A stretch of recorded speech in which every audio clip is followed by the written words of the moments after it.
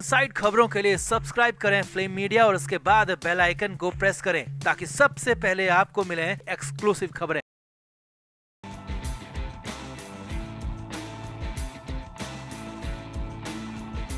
महाराष्ट्र में उद्धव ठाकरे के दुर्दिन, बुरे दिन, खराब वक्त खत्म होने का नाम ही नहीं ले रहा है। हर रोज के हिसाब से उनका खराब वक्त आगे बढ़ता जा रहा है, समय बढ़ता जा रहा है, लेकिन उनकी मुश्किलें भी उसी हिसाब से बढ़ती जा रही हैं। अब ऐसे में उद्धव ठाकरे को लेकर, संजय राउत को लेकर बड़ी खबर है। जी हाँ, संजय राउत की खबर ये है, सूत्रों के मुताबिक वो बीजेपी के नेताओं से मिलने लगे हैं और इसी डर में उद्धव ठाकरे थर थर कांपने लगे हैं। क्या वाकई में उद्धव ठाकरे के खिलाफ सरकारी गवाह बन जाएंगे संजय राउत? क्यों ऐसा है? क्यों बीजेपी नेताओं से मिलने की खबर के बाद हड़कंप मच गया है? तो क्या वाकई में ऐसा हो जाएगा? सब कुछ आपको दिखाते हैं, बताते हैं। आप भी इस वीडियो को शेयर करें, कमेंट बॉक्स में अपनी राय जरूर दें, वीडियो को शेयर भी करें।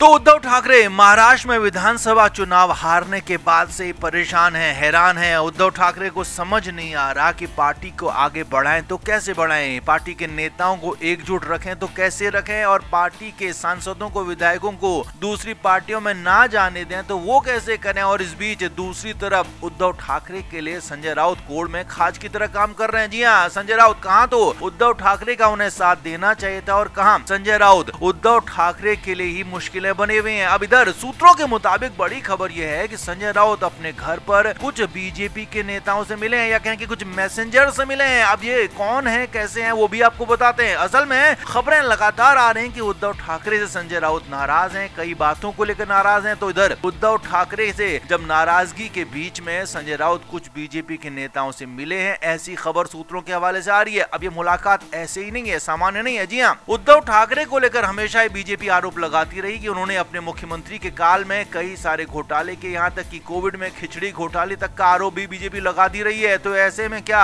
संजय राउत उन्हीं घोटालों के खिलाफ गवाही देने वाले हैं? क्या संजय राउत को अब बीजेपी एक और नया तीर बनाने वाली है, नया अस्त्र बनाने वाली है उद्धव ठाकरे के खिलाफ? क्योंकि पहले एकनाथ शिंदे को बनाया, एकनाथ शिंदे को बीजेपी ने अपनी तरफ कर लिया, महाराष्ट्र का मुख्यमंत्री भी बनाया, लेकिन अब महाराष्ट्र में उद्धव ठाकरे की पार्टी लगभग खत्म हो चुकी है। विधानसभा चुनाव में उन्हें मुंह की खानी पड़ी, और जो बची खुची पार्टी है उसे भी पूरी तरह से निपटाने की यहाँ पर कोशिश हो रही है। और इसी कोशिश में संजय राउत कहीं विभीषण ना बन जाएं। जी हाँ, संजय राउत बीजेपी के नेताओं से मिले तो जरूर हैं, लेकिन अब क्या बात हुई, कितनी बात हुई, किस तरीके की बात हुई, पूरा साफ नहीं हो पाया। लेकिन हाँ, खबरें इस तरह की हैं, लगातार चर्चाएं इस तरीके की हैं कि संजय राउत कहीं बीजेपी की तरफ चले गए, कहीं उद्धव ठाकरे के खिलाफ बयान देने लगे, सरकारी गवाह बन गए, खुलासे करने लगे। तो फिर बहुत बड़ी मुश्किलें उद्धव ठाकरे के लिए आ सकती हैं, क्योंकि उद्धव ठाकरे जो भी कुछ करते रहे हैं संजय राउत उसके गवाह हैं, सबसे बड़े गवाह हैं। और ये भी माना जाता रहता था उसके बाद ही लोग उद्धव ठाकरे से, तब के मुख्यमंत्री से मिल पाते थे, ऐसे आरोप एकनाथ शिंदे गुट के लोग लगाते रहे हैं। तो यहाँ पर यानी कि ये साफ है कि संजय राउत बहुत कुछ जानते हैं, या कहें कि सब कुछ जानते हैं, सब कुछ क्या क्या उद्धव ठाकरे ने किया, क्या नहीं किया, वो जानते हैं। और अगर उन्होंने मुंह खोला, संजय राउत ने अपने बयान दिए, सरकारी गवाह की तरह काम किया, तो फिर उद्धव ठाकरे के लिए मुश्किलें कई गुना ज्यादा बढ़ जाएंगी, जो कि उनके लिए आगे बहुत बड़ी आफत ला सकती है। तो आपका क्या मानना है? क्या वाकई में संजय राउत इस तरह का करेंगे? क्या वो उद्धव ठाकरे के खिलाफ इतना बड़ा कदम उठा पाएंगे? कमेंट जरूर करें, आप भी वीडियो को शेयर भी करें।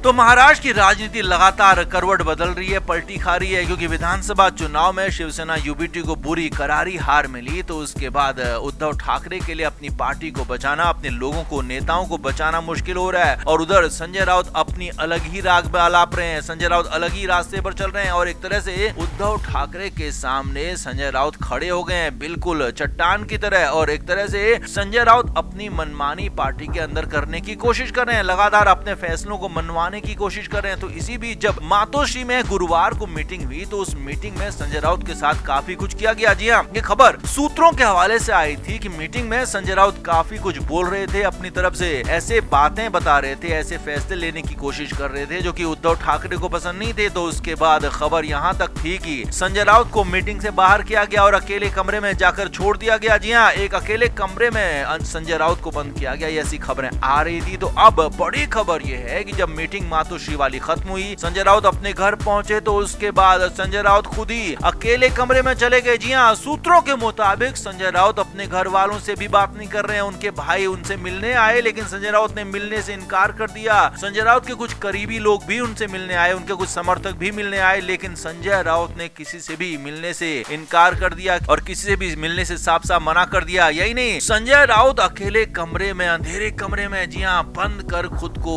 बात कर रहे हैं, खुद से बात कर रहे हैं। अब क्या संजय राउत की हालत ज्यादा खराब हो गई है? क्या संजय राउत के साथ ऐसा कुछ गलत हुआ कि जो उनके दिमागी तौर पर कुछ असर पड़ा है? संजय राउत आखिर अकेले कमरे में क्यों चले गए? भयानक बेइज्जती संजय राउत की वहाँ हुई थी, ये तो साफ बात है। जी हाँ, मातोश्री में जूनियर्स के सामने संजय राउत को बेइज्जत किया गया था, ऐसी खबरें आ रही हैं। लगातार ये भी खबरें आई कि संजय राउत को बुरा भला भी कहा गया, उनकी बातों को सुना नहीं गया, उनकी बातों को माना नहीं गया। हालांकि ये बातें किस तरह की थी ये पूरी साफ नहीं हुई है, लेकिन हाँ, ये भी जरूर सूत्रों के हवाले से खबर आ रही है कि संजय राउत को अकेले कमरे में वहाँ भी बंद किया गया था। तो क्या बंद कमरे में संजय राउत के साथ कुछ गलत किया गया? ये अभी तक साफ नहीं हुआ है, लेकिन हाँ, कुछ तो ऐसा जरूर हुआ है जिससे संजय राउत बेहद ज्यादा आहत हैं, परेशान हैं, व्यथित हैं, और इसीलिए तो संजय राउत ने खुद को अकेले कमरे में बंद कर लिया है, अकेले कमरे में कोप भवन में चले गए हैं। और इससे भी बड़ी बात यह है कि संजय राउत किसी से बात नहीं कर रहे हैं, समर्थकों से नहीं मिल रहे, यहाँ तक कि फोन तक नहीं उठा रहे। अब हालात ये हो गए हैं कि संजय राउत बीएमसी चुनाव में खुद को आगे करना चाहते थे, खुद लीड करना चाहते थे, लेकिन यहाँ पर उनके ही हालात बिगड़ गए, अकेले कोप भवन में चले गए और घर वालों तक से बात नहीं कर रहे हैं। हालांकि उन्होंने खाना खाया नहीं खाया ये बात अभी साफ नहीं हुई, लेकिन हाँ, ये जरूर साफ है कि संजय राउत किसी से भी मिलने से इनकार कर रहे हैं, साफ साफ इनकार कर रहे हैं। हालांकि इस बीच संजय राउत के कुछ ट्वीट्स भी आए हैं, सोशल मीडिया पर वो एक्टिव नजर आ रहे हैं, लेकिन क्या खुद ही वो ट्वीट कर रहे हैं या फिर उनका जो हैंडल कोई और चलाता है वो उनके ट्वीट्स कर रहा है? ये भी सवाल बिल्कुल यहाँ पर खड़ा हो रहा है। तो कुल मिलाकर संजय राउत बेइज्जती बर्दाश्त नहीं कर पाए, इसीलिए अकेले कमरे में चले गए। तो क्या अब संजय राउत के हालात और बुरे होंगे या फिर उद्धव ठाकरे के लिए मुश्किलें बढ़ने वाली हैं? आप क्या मानते हैं? कमेंट बॉक्स में जरूर बताएं, वीडियो को शेयर भी करें।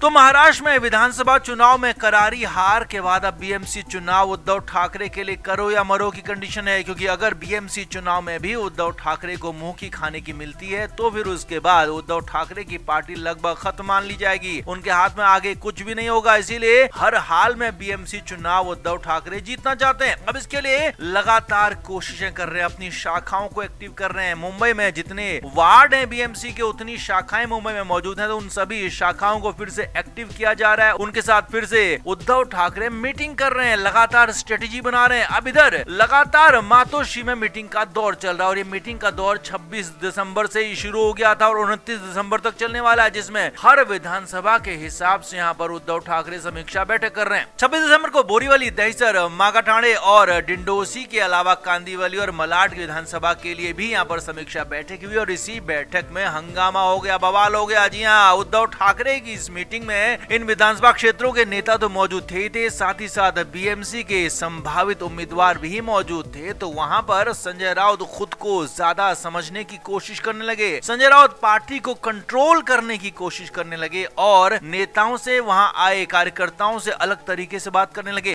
Flame media report.